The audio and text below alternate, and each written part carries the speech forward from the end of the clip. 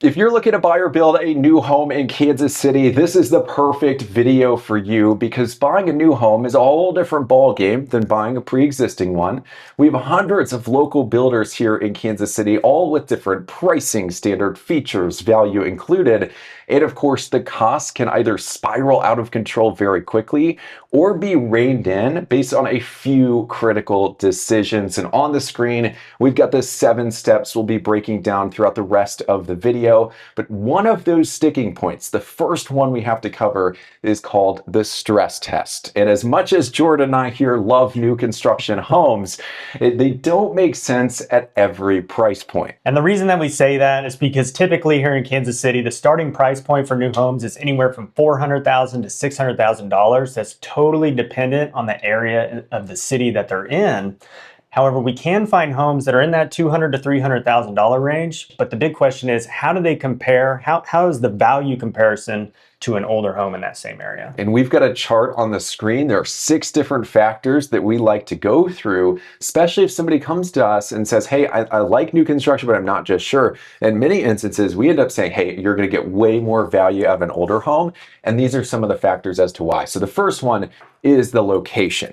One of the ways that they can get that price down from like the 400s to 600s all the way down to 200 to 300, for example, might be just the land cost. So purchasing land that's further outside the centrally located areas around Kansas City. Another, the flip side of that would be infill. So tearing down a property, building a new one, finding vacant land inside the city, that lot price is going to be much higher, pushing those prices up quite a bit if you are in one of those more desirable areas. And then the final thing, at least with location, is there can be some pretty big swings just on the school district. And I know we're talking about like the 400s to 600s, the 200s to 300s, but one example at a higher price point would be Overland Park's Blue Valley School District. Yeah, Overland Park, Blue Valley. I think the median price for a new construction home there is $950,000. And then the Spring Hill School District is also creeping into South Overland Park there.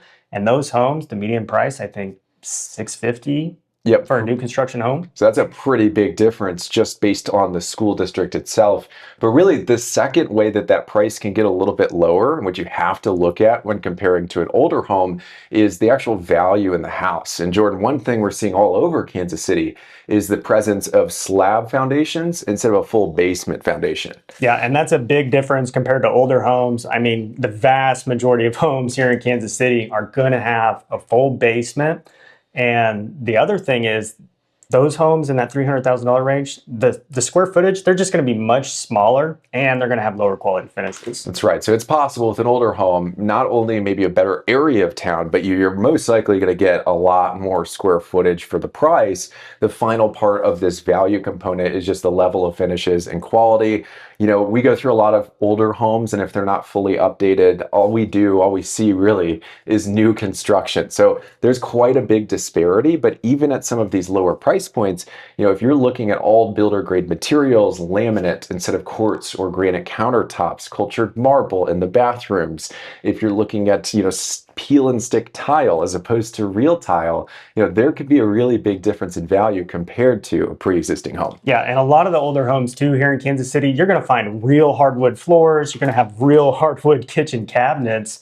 I mean, it's just a big value difference. That's right. Our third factor here is all about customization. This is a little bit quicker. If you're looking to totally deck out the home at one of those price points like 200,000, 300,000, 400,000, it might be harder because a lot of those builders, the way they can get the cost down is by limiting the amount of customization they do. The flip side of this is if you go after a higher price point, maybe like the 6, 7, 8 up to 1 million plus, you're gonna have a lot of things you can customize, and that is where the costs get out of control very quickly unless you watch the next several steps in the video. The final big one that a lot of people aren't prepared for is out-of-pocket costs. Yeah, so generally builders, they're not going to provide things like a fenced-in yard or garage door openers. And then also, if you close on a new home, you're most likely going to have to put window treatments in it. So there's just a lot of extra costs that maybe you're not thinking about up front that they might be included in an older home. There's always some push and pull. Not all older homes will have a fence installed. They might not even have the window treatments you like. So certainly a double-edged sword, but we know that these are almost certainly the finite costs you're going to run into with new construction. We always get the question about why not garage door openers? A lot of builders, they'll either put one in the 2-car garage stall, and they're probably not going to install a garage door opener in the 3rd single car bay. But older homes, you're almost always going to see those already installed. It's just going to depend on the builder when it comes to new construction. The final 2, we're actually going to move on to part number 2. It's buying versus building. How do you make sure it lines up with your timeline? And then the 3rd part of the stress test is actually builder deposits and financing, which we'll get to right after this one. And the reason we've got to cover this one second is because if you do survive the stress test and you decide to go after new construction, the direction you go will largely depend on your timeline. Yeah, it typically takes 10 to 12 months to build a home here in Kansas City. It can take longer, as much as 14 months or more for larger custom homes, and it can take shorter, 6 to 8 months for smaller homes and square footage by custom builders. But what we did was we created this beautiful chart we're putting on the screen now to really break it down and make it easy for you, starting with move-in ready homes. That's right. If you need something in the next 30 days or so, sometimes even less, but you got to reach out to us. There's some instances in which we can get it done faster, but generally 30 days, you're looking at a move-in ready home. It's already complete. The price is generally fixed if you write the contract correctly. It all depends on the builder and kind of where the home is at.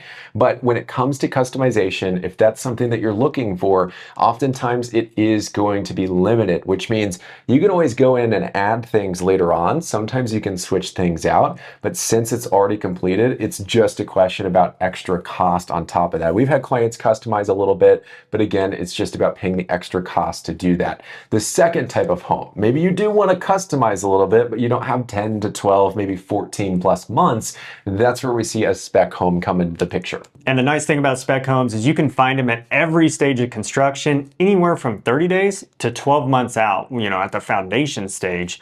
And when it comes to the pricing, it's a lot more predictable than building a home because there's a lot of costs that the builder has already accounted for.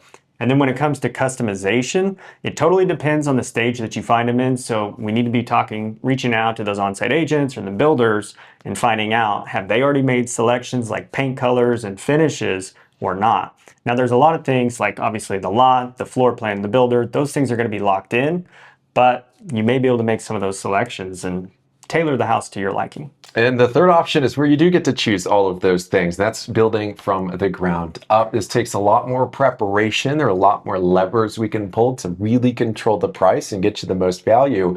But it's generally going to take around 12 months. We already kind of talked about that. Always depends on the location, square footage, complexity.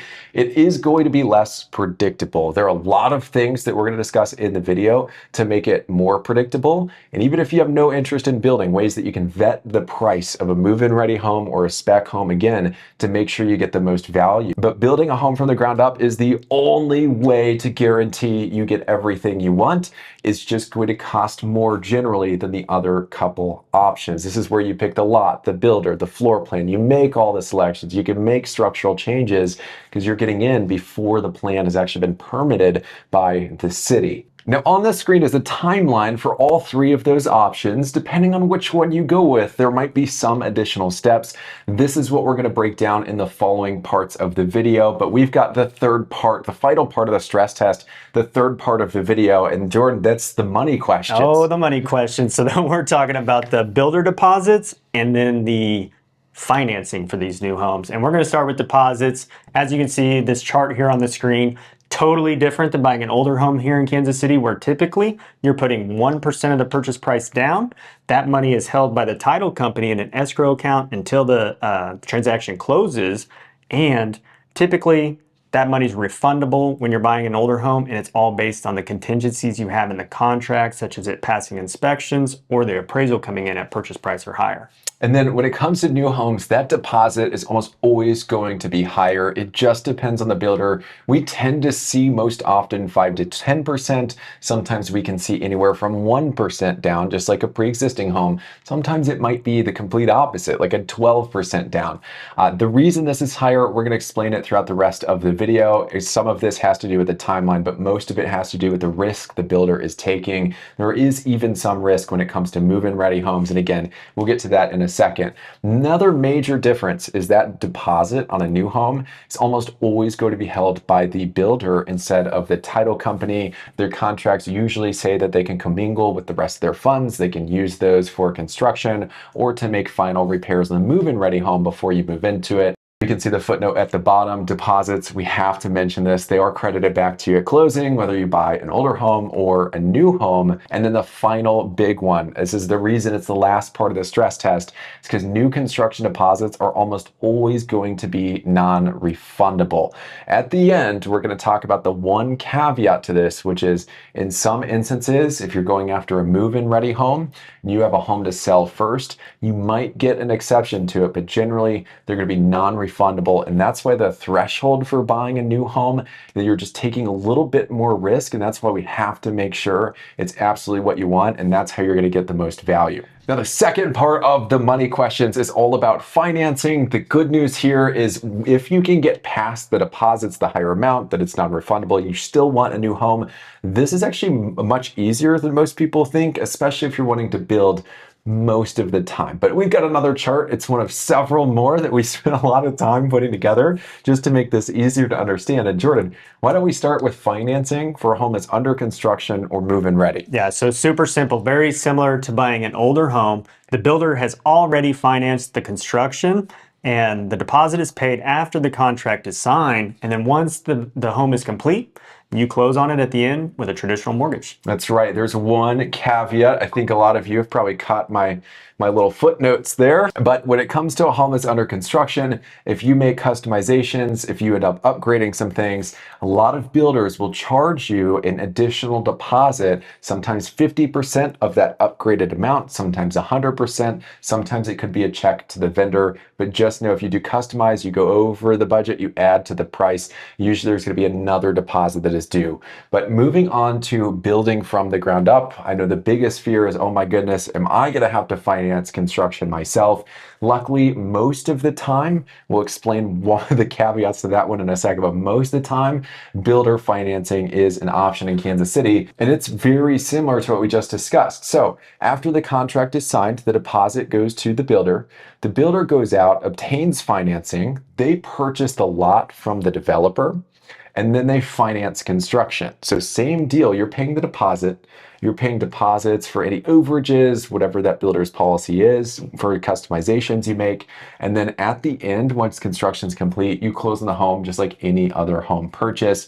But Jordan, it's not always available. And sometimes at higher price points, if you're on like acreage, if you're outside of a new home community building on your own land, that's where we see owner financing come into the picture. Yeah, and you really have two options with this. It's cash, where you fund the project in phases, or you could go out and get what's called a construction to perm loan. The reason for that name is that it starts out as a construction loan with interest-only payments. The balance increases over time as the project moves along and the builder takes draws from the lender.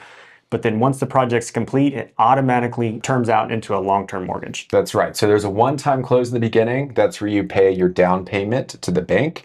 And that's also where you pay your closing costs. And then because it automatically converts into that permanent mortgage, it's not like you're paying closing costs again. So it can make things a lot simpler. You lock your rate in up front. That's one of the most common ways that we see. But we've got to move on to maybe the most important chart in the video. And that's because we're going to refer back to it in every section following this one. This is the timeline. We're still under the money questions because as of this point, we've talked about signing contract, then paying the deposit, but what actually happens next? We want to give you a visual. So no matter whether you build, you buy a home that's under construction, or you buy a move-in ready home, the first step after signing that contract is actually paying the deposit to the builder. And then this is where things can really change depending on the stage of construction. So if it's a move-in ready home, you're going to skip right to the inspection. We'll talk about that in a second.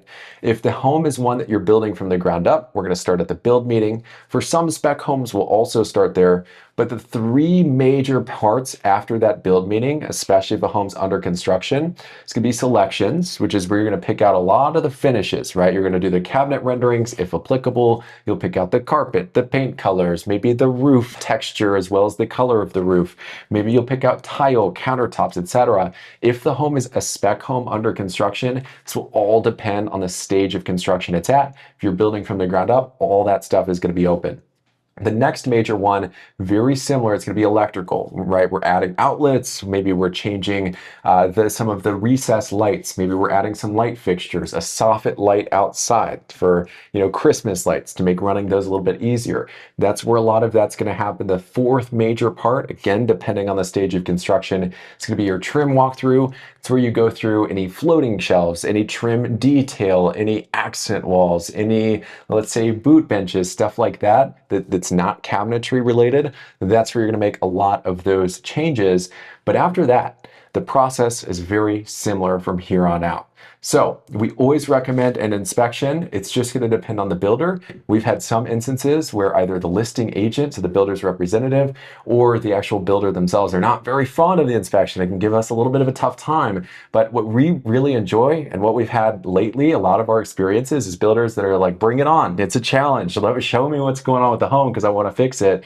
And that's what makes this fun. One caveat with the inspection is that most builder contracts are going to say they're required to build to city code. Most inspectors are inspecting at a standard above and beyond the level of city code. So there are inevitably a number of items that the builder's not going to touch. A big one is radon. We'll talk about that maybe in a different video.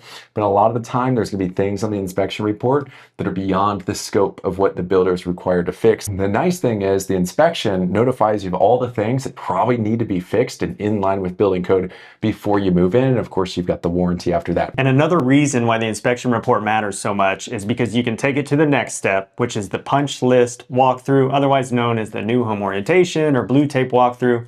And this is where we go through and we tape up all the imperfections in the walls, all the paint imperfections. There might be some missing caulk. And the reason that this is so important is because it may be the last time that you get to fix these cosmetic issues outside of the warranty. That's right. And then the next one is the final walkthrough, which you would do with the pre-existing home anyways. That's where usually with new construction we're going through, we want to kind of get an idea of what's been fixed by the builder. Usually most of it has. But sometimes there are some items that they're just not going to be able to get to until after closing. Like if we have extreme weather and there are some shingles. By the way, the inspection on a new home, the shingles are almost always going to come up. And what it is when they're painting the outside, they're doing siding, the ladder is resting on the shingle. So that's one thing we always tend to see. But things like that, it might take some time after close for them to get back out. But the next big step is closing. Yep, closing in the keys, usually the day after the final walkthrough.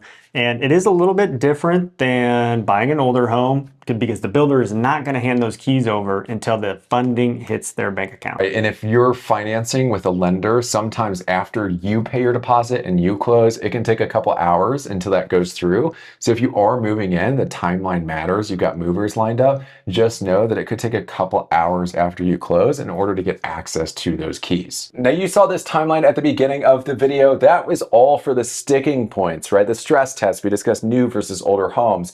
Buying versus building, the three different routes you can go based on your timeline. We discussed the money questions, deposits, financing, and then of course we mentioned, what actually happens after you pay the deposit. We're going to shift gears. In my opinion, this is the most important part of the process. This is where I would spend the most amount of time once you've gotten through the sticking points. We're going to start with, should you hire an agent or not? We're not going to spend a bunch of time on this, but we do get the question, and obviously we're biased, but we're going to give you the most real answer that we could possibly give you. So I think you should only hire a buyer's agent for new construction if you feel like you need one and you see the value in it. I know that's a vague answer, but the reason I say it that way is because I've read every single article on the internet about this question. I've watched every single video from other real estate agents, and most of the arguments for hiring a buyer's agent on new construction boil down to two things.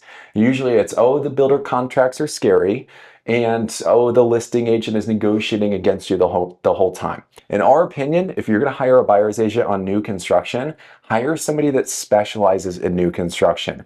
One of the biggest things that we see is real estate agents that do a little bit of everything. Our philosophy is a little bit different. We like to do a few things and do them really, really well. One of those happens to be new construction.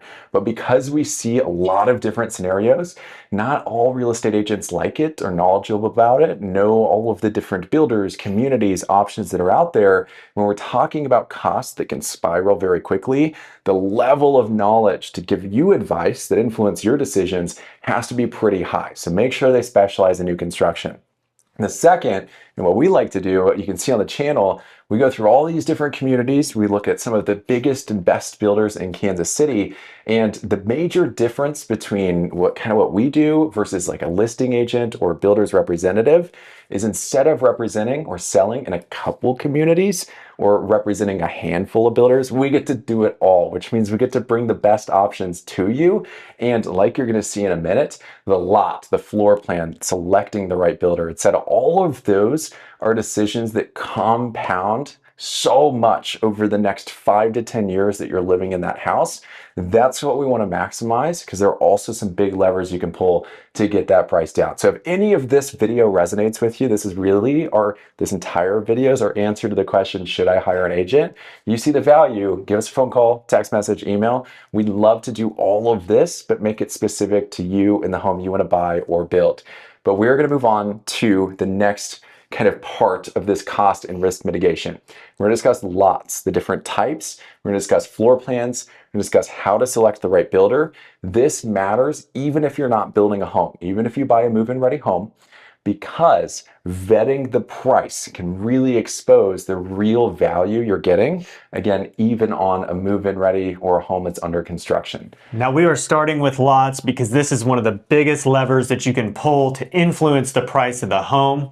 There are 3 components that are in the sales price of a home that all have to do with the lot, and we are going to break that down here. Nick made another beautiful chart that we're going to put on the screen, and we also have a good story about them. That's right. So really the 3 main factors are the lot price, exterior added features, and site costs. And we've actually had the same example happen, but I'll just give you one version of it. We had clients looking for a very specific type of lot. And as you can see, the one on the screen, the walkout lot, that tends to be a pretty desirable one because you get a deck, and we'll break that down in a second. And then you get a patio off of the lower level basement. So they're looking for a lot like that. It had to face west, and they wanted a tree line in the back so they could have some privacy. And this was in Johnson County. They were trying to stay under 800. Most of the lots that we were looking at in a lot of these communities were like 160, 180, all the way up to $200,000. And kind of like we just talked about, like one of our things is we stay on top of all the communities. We like to know when new phases, new lots are being released. And we got word of one of those, and we actually found the perfect lot. It was facing in the right direction, and the price came in at $119,000. So right off the bat, just based on the lot price alone, we were able to shave like $60,000 to $80,000 off the price of the home. So think of all the money you'd save on your monthly mortgage, or the amount of upgrades you'd be able to make for that price. But Jordan, that would be a good example of why the lot price matters. We've had other clients that are right about to build right now. Same thing. We were able to shave I think it was like $30,000 just off the lot. And then because the original lot they were looking at required some extra features, shaved off even more after that. But the next big one is actually called site costs. Yeah, so site costs are the unknown or unpredictable costs that it takes to prepare the lot to build. So this can be diggable rock, extra dirt hauling, or even peering of the home, and that can be upwards $20,000, $30,000. I mean, technically, it can be unlimited. It can be hundreds of thousands of dollars if it's like cliffside, if they had to go in and peer. The cost can spiral out of control. That's one that a lot of people aren't prepared for. We're going to show you how to prepare for it and what we like to do and how to vet those in just a second. But another big one is exterior added features. So we're going to zoom in a little bit. We're going to start with flat or level lots. This is your standard. It is is what it sounds like. It's a flat lot. There's not much slope front to back or side to side. The basement is fully below ground. So when it comes to exterior added features, these are actually going to be in blue. So you're going to have some window wells for basement bedrooms. Then you're also going to have a covered patio, so an exit off of the main floor. Those are your two exterior added features required for that lot. Now, these lots, while we're at it, they usually have a lower lot price, and the site costs tend to be more predictable. We really only see site costs come into play on rock, whether it's diggable, undiggable. This is what most 2 stories, 1.5 stories, this is what most of those are built on. Jordan, we've got the second one. It's kind of Goldilocks in the middle. It's a daylight lot. And with this type of lot, we have a gradual slope from the front to the rear of the home. Sometimes it can be side to side, but those are pretty rare. Now, when it comes to exterior added features on a daylight lot, we have basement windows that are fully or partially above ground. That allows for a lot of natural light in the basement, which, the builder tends to put more windows in to take advantage of that, so it can increase the cost. The second thing is that there's a covered deck off the main floor. Sometimes the builder will include stairs, sometimes they don't, so there could be some added cost there as well. And then finally, the lot price and site costs for daylight lots tend to be higher than a level lot. And these are ideal for a reverse 1.5 story because that basement is going to be finished.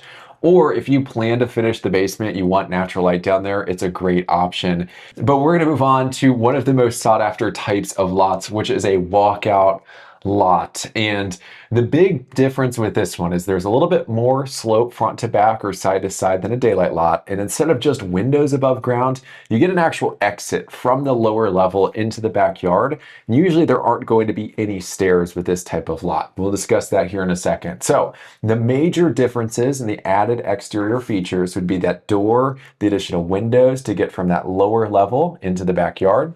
Instead of just the deck and potentially deck stairs down if you opt for them, you're going to have a patio below because building codes require that you have some landing when you exit a property. So it could be a smaller pad. Most people choose to opt for an entire patio below the covered deck if it's an option. This is usually going to come in at a higher lot price because these are more desirable, and also the potential for site cost can be higher. Sometimes when you get that slope, if you've got loose soil, sometimes they have to go in and pier.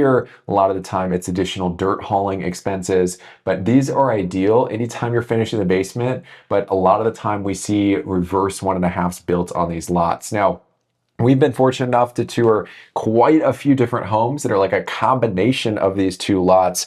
Jordan, one in specific is Terry Brook Farms, the Cortland Reverse. It had a sunken patio, but it was on a flat lot. Yeah, it was on a flat lot, but you still had the function of the walkout because of the sunken patio. And so just because you buy a particular lot, it doesn't restrict you to the basics of what can be done. That's right. Another example would be at Aventino Willis Custom Homes. They tend to do like a mid-level or sunken patio, a mid-level walkout or sunken patio. But there's a whole lot you could do, tons of different hybrids. You can still get a walkout functionality, even sometimes on a daylight lot, in rare instances on a flat lot. But those are the major differences. And the reason you should know this, even if you're buying a home that's already complete, is because a lot of the time, I know you might come across like the same floor plan built by the same builder in the same community, and like house 1 is 50,000 or more than house number 2. This is a big reason as to why, especially if the finishes inside are very similar. A lot of the time, this is going to come down to the lot. Now, just to sum all of this up, the lot matters because 1, exterior added features, the difference between a flat lot's exterior features and a walkout lot's, it could be 20, 25, 30, or even more than that. Second is the site costs. Again, this is one that a lot of people don't plan for, especially when they're building. Sometimes the sales price for a home that's under construction, it might not reconcile these site costs. So that would be one thing to keep in mind. But this is one instance where those costs can really spiral, and you don't really know until you start the dig unless you've vetted all the other lots, which is something that we like to do, especially early on in the construction process. And finally is the lot price. Just like buying any home, there are good deals and bad deals, and it's ultimately humans that are making the final decision on how to price these different lots. And just like that example in the beginning, tens and tens and tens of thousands of dollars can be saved just by finding the right one. And we'd love to do that for you. So again, reach reach out anytime. We're going to move on to the next part, which is all about floor plans. Now, before we throw this last chart on the screen, we just made an hour-long video on floor plans where we go inside these 4 different plans and we show you the differences in each one. So we're not going to go into super big detail here. We'll link that video in the description below. But taking a look at this chart, starting with the 2 stories, the first thing that you need to know, the master is going to be on the 2nd floor. And so you do have a little bit of a smaller footprint. It's about one of the most cost-effective plans that you can go with. Next up is the reverse 1.5 story. Most popular plan in Kansas City. You've got the master on the main floor. It's gonna come with a finished lower level. Next up is the ranch floor plan. Very similar to the reverse 1.5 story where the master bedroom's on the main, but we've got secondary bedrooms on the main as well, and the basement is not finished. Last but not least, we've got the 1.5 story. The 1.5 story, it's easily one of the biggest footprints that you could possibly build. And the reason I say that is because if you finish all 3 levels, the square footage, I mean, you could easily be well over 3,500. You could be touching 5,000 square feet, sometimes more than that. But master is going to be on the main, secondary bedrooms are going to be upstairs. The nice thing about them and what makes them different is a lot of people like the soaring 2-story ceilings in the great room. Some plans, you'll either get that and or a loft upstairs. So just really, really, really functional. If you watch that floor plans video, the example, the 1.5 story finished on all 3 levels, it's over 4,000 square feet. And it not only has 1, but 2 lofts upstairs. So we'll leave that link down below in the description. But we've got to move to one of the most important parts of the video, which is builder selection. One of the questions that we get asked quite often is who's your favorite builder or which builder would you recommend? We're going to answer that here shortly, but first, I mean, this is so important because there are hundreds of different builders in Kansas City to choose from. They all do their pricing differently, levels of customization, and there's one thing that we have to look out for, Nick. And we've coined it siren pricing, which is not an industry term. I just came up with it. It's kind of like the Odyssey where you see or hear something that's too good to be true. It happens with new construction homes as well. When it comes to pricing, we generally see 2 different categories or umbrellas of builders. You've got builders that have very low allowances, standard features that might be lower quality or not the best quality, and that gets the price down pretty low. But unless you go through all of those things one by one, which we absolutely do because it's the best way to mitigate costs, unless you do that, you go under contract, you pay that deposit, and once that deposit's already in and it's non-refundable, then you start to realize how low the allowances are, how much it's going to cost to actually get what you want. And that's why we see instances where even without crazy exotic level finishes on a $700,000 home where somebody's got $80,000 worth of upgrades, right? The alternative to this is builders who include a lot of those upgrades in their standard prices. That's why you see those prices usually a little bit higher than the other ones. But the nice thing is to get the same level of house, it might be $15,000, $20,000 worth of upgrades. And that's with getting quite a bit of things ready from the get-go. So this matters even if you buy a home that's move-in ready, because the quality of the finishes that you get will impact how well it appreciates, how much you can sell it for down the road, and of course how livable it is while you're there over the next 5, 10, 15, 20 years or so. But any questions about finding the right builder? We told you we would give you a recommendation. We are happy to do it. We just can't do it publicly because the right builder for you could be the wrong builder for Jordan, but they could also be the right builder for you. It all depends on the location, the price point, your needs, etc. So give us a phone call, text message, email, and we'd be happy to send that over to you. Before you go, we've got 2 videos. This one, we did a list comparing some of the top 17 biggest builders in Kansas City. Then right here is the floor plans video we talked about, comparing the 4 different types, and it's over 50 minutes long. So click there or here. We'll see you on the other side.